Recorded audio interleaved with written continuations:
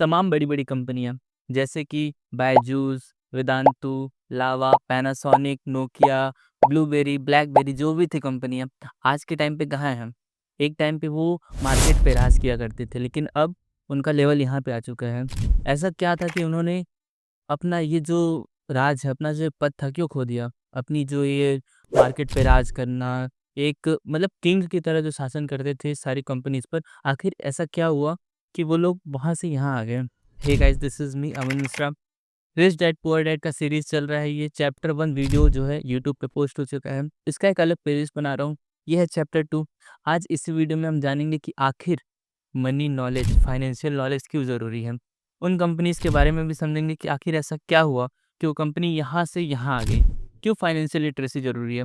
Chapter 2, why we should learn financial literacy, आज इसी के बारे में पढ़ेंगे। तो इसके पहले कि मैं कुछ बोलूँ, चैप्टर 1 जाके ज़रूर देख लेना।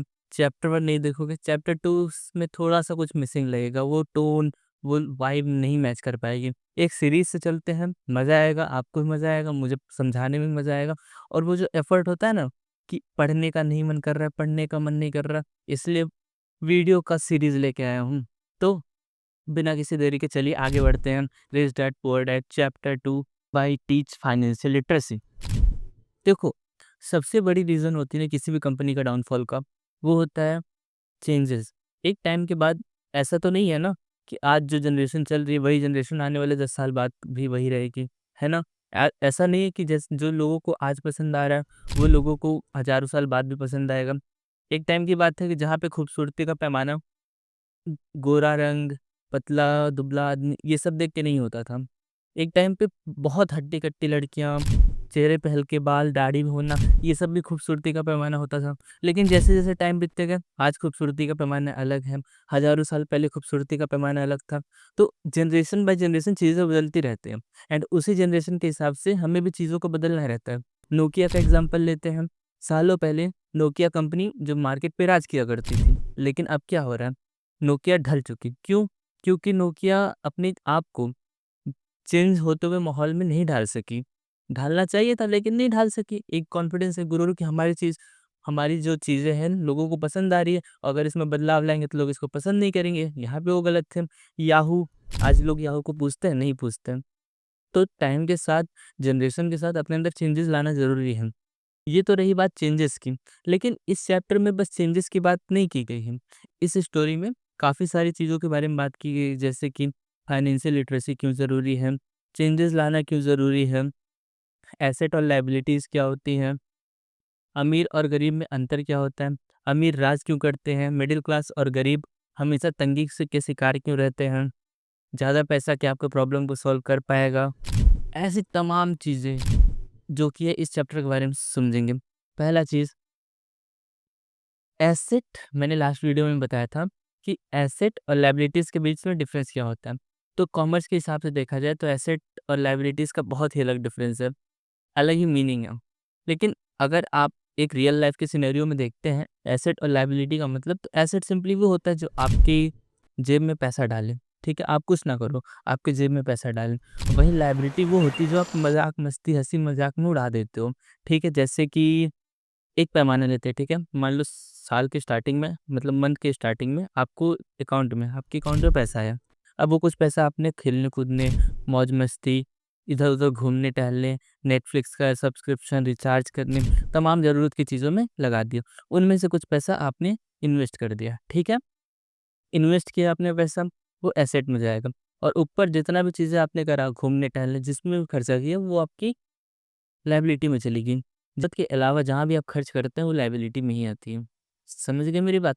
अब कई लोग कहेंगे भैया घर हमारा एसेट है, हमारी संपत्ति है घर। अच्छा मुझे एक बात बताओ, आप जिस घर में रह रहे हो, उस घर को चलाने के लिए आपके जेब से पैसा जा रहा है ना? आप हर महीने कुछ न कुछ उसमें मरम्मत भी करवा रहे हो, उसमें रह रहे लोगों को अगर आप सब कुछ मैनेज कर रहे हो तो उन पे भी कुछ खर्च हो रहा है। तो एसेट, तो घर कैसे एसेट कहला रहा है? आप बताओ। है कि नहीं? ख़ैर ये सब चीज़ें अलग-अलग लोगों के लिए अलग चीज़ है, बट सेम चीज़ ये है कि एसेट वो होता है जो आपकी जेब में पैसा डाले, लायबिलिटी वो होती है जो आपकी जेब से पैसा निकाले।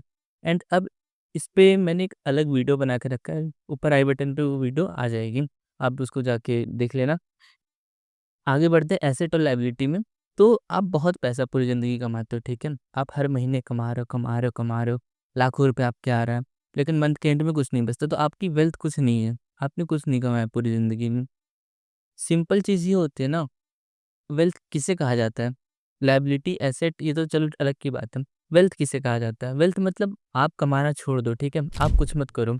आप मान लो एक टाइम के बाद नौकरी छोड़ देते हो, तो आप आने वाले कितने टाइम तक सर्वाइव कर सकते हो इस धरती पे? वो आपका वेल्थ है। जैसे कि आपने आज कमाना छोड़ दिया, 1 महीना उसी पैसे से कमा रहे हो, 2 महीना, 3 महीना, 4 महीना, 6 महीने के बाद वो पैसा खत्म हो जाएगा। तो वहाँ पे कौन काम आएगा? एसेट। जहाँ पे आपने इन्वेस्ट करा वहाँ से पैसे आएँगे, वहाँ से आपके पैसे आ रहे हैं, तो आगे वो सर्वाइव करने में आपकी मदद करेंगे। और यहीं पे अंतर आ जाता है। अंतर क्या आता है अमीर और गरीब में? कि अमीर जो हैं वो पूरी ज़िंदगी एसेट बनाते हैं और गरीब क्या है अपनी लायबिलिटीज़ को पूरी करते हैं। पैसा है नहीं, आईफ़ोन ले लिया, पैसा है नहीं, गाड़ी बनवा ली, पैसा है नहीं, नई गाड़ी जाके निकाल ली, नई जगह फ्लैट ले लिया। फ्लैट तो चलो एसेट में ही काउंट होगा। मतलब पैसा आते ही उड़ा देते हैं। और अमीर क्या करते हैं वही दूसरी चीज़, कि अमीर जितना भी पैसा आता है उसका टोटल चला जाता है इन्वेस्टमेंट में। कहीं यहाँ इन्वेस्ट कर दिया, वहाँ से एक्स्ट्रा पैसा आ रहा है, वहाँ इन्वेस्ट कर दिया, वहाँ से पैसा आ रहा है। एक चेन बना देते हैं वो, हर जगह से पैसा आता है। ऐसा नहीं कि वो बस 14,000 की सैलरी, 50,000 की सैलरी में खुश है, नहीं। उनकी सैलरी एक जगह से नहीं आ रही, उनकी सैलरी सैलरी के अलावा 10 और जगह से भी आ रही है। तभी ना जाके वो अपनी खुशी भरी ज़िंदगी को सर्वाइव कर पा रहे हैं। और लोगों को क्या लगता है ना, कि ज़्यादा पैसा हो जाएगा तो उनकी प्रॉब्लम सॉल्व हो जाएगी, है ना? लगता है ना कि काश इतने पैसे आ जाते तो मेरा ये काम हो जाता, काश इतने पैसे आ जाते तो मैं खुशहाल रह सकता था, काश मैं अमीर होता, काश नहीं यार, ज़्यादा पैसा आपकी प्रॉब्लम कभी नहीं सॉल्व करेगा। अगर आपकी खर्च करने की आदत है ना, जितना पैसा आ रहा है आप उसको उड़ाने की आदत है ना, आप ज़िंदगी में कभी भी खुश नहीं रह सकते। जैसे-जैसे सैलरी बढ़ती है, जैसे-जैसे तनख्वाह बढ़ता है ना, वैसे-वैसे एक्सपेंस भी बढ़ते जाता है। और जैसे-जैसे एक्सपेंस बढ़ेगा वैसे-वैसे आपका लिविंग स्टाइल बदलते जाएगा। आज आपको नॉर्मल रोटी, सब्ज़ी, दाल-चावल खाने की आदत है। आगे चल के आपकी एक्सपेंस बढ़ आपकी सैलरी बढ़ रही है। अब दाल-चावल से आप अलग-अलग डिशेज़ में शिफ्ट करोगे, वाई-फाई लग जाएँगे, रूम रेंट बढ़ जाएगा, अलग बड़ा रूम ले लोगे। तो ये कहना गलत है कि सैलरी के साथ-साथ प्रॉब्लम खत्म हो जाती है। नहीं, सैलरी के साथ-साथ प्रॉब्लम खत्म नहीं होती। आपको प्रॉब्लम के साथ डील करना आना चाहिए। मनी नॉलेज होना ज़रूरी है। अगर आपको लग रहा है कि आप एक गड्ढा खोद रहे हो, तो रुक जाओ ना यार, क्यों गड्ढा खोद रहे हो? एक प्रॉपर स्ट्रैटेजी बनाओ कि महीने में कहाँ मुझे कितना खर्च करना है, कहाँ इन्वेस्ट करना है, कहाँ नहीं इन्वेस्ट करना है। एंड किसी ने क्या खूब कहा है कि अगर आप शॉपिंग करना जाना चाहते हो ना, तब मंथ के लास्ट में जाओ। क्यों?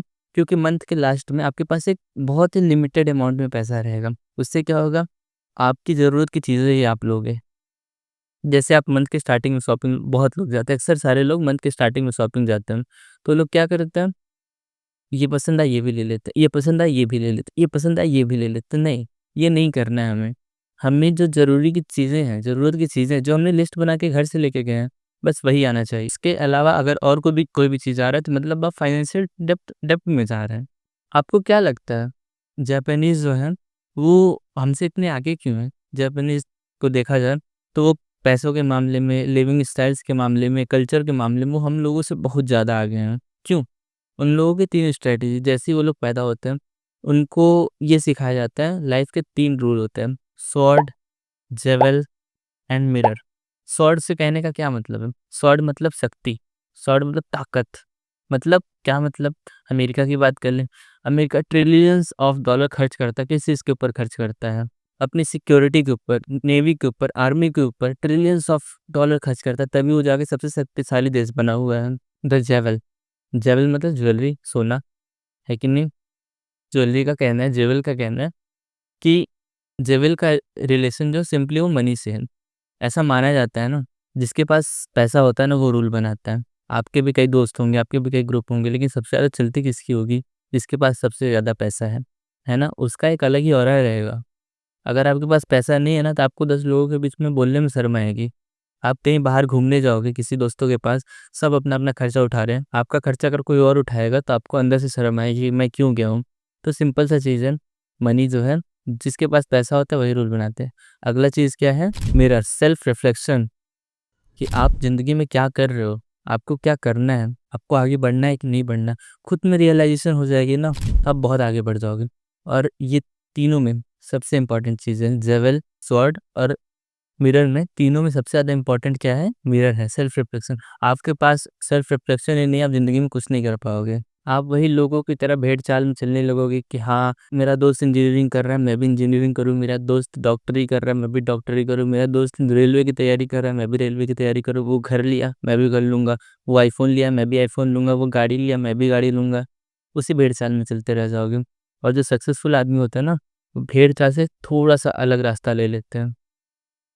और वो जाके आगे सक्सेसफुल हो जाते हैं। और जो वही भेड़-चाल में चलते रहते हैं, वो हमेशा दूसरों के लिए काम करते-करते अपनी ज़िंदगी त्याग देते हैं। उनको लगता है कि वो खुद के लिए काम कर रहे हैं, अपने परिवार के लिए काम कर रहे हैं, अपनी घरवालों की खुशी के लिए काम कर रहे हैं, बड़ा घर लेने के लिए नहीं, वो एक कंपनी के लिए काम कर रहे हैं।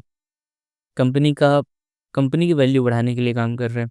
कंपनी उनको मंथ के एंड पे कुछ सैलरी दे देती है और जितना प्रॉफ़िट उनसे बनता है, मान लो कंपनी साल में 100 करोड़ का टर्नओवर कर रही है। इसके जेब में 30,000 रुपए डाल दिया। कंपनी को क्या फ़र्क पड़ेगा? कंपनी का तो प्रॉफ़िट उसके थ्रू हो रहा है ना। कल कोई रेज़ करेगा कि भाई मुझे और पैसा चाहिए। कंपनी को इससे प्रॉफ़िट हो रहा है, कंपनी इसको थोड़ा और पैसा देगी, रख ली। जब इससे कंपनी 4-5 गुना प्रॉफ़िट निकलवाएगी तब ना जाके उसको पैसा देगी। तो वो सारी ज़िंदगी कंपनी के लिए काम करता है। कंपनी के बाद वो बैंक के लिए काम करता है।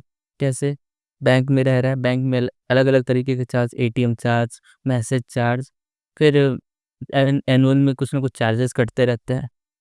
बैंक के लिए काम कर रहा है, गवर्नमेंट के लिए काम कर रहा है, कैसे टैक्सेस भर रहा है, जितना कमा नहीं रहा है, आधा से ज़्यादा बेचारा टैक्स में भर दे रहा है, खाने में टैक्स लग रहा है, पहनने में टैक्स लग रहा है, घूमने में भी टैक्स लग रहा है, सैलरी आ रही है तो उसमें टैक्स लग जा रहा है, प्रॉपर्टी टैक्स लग जा रही है,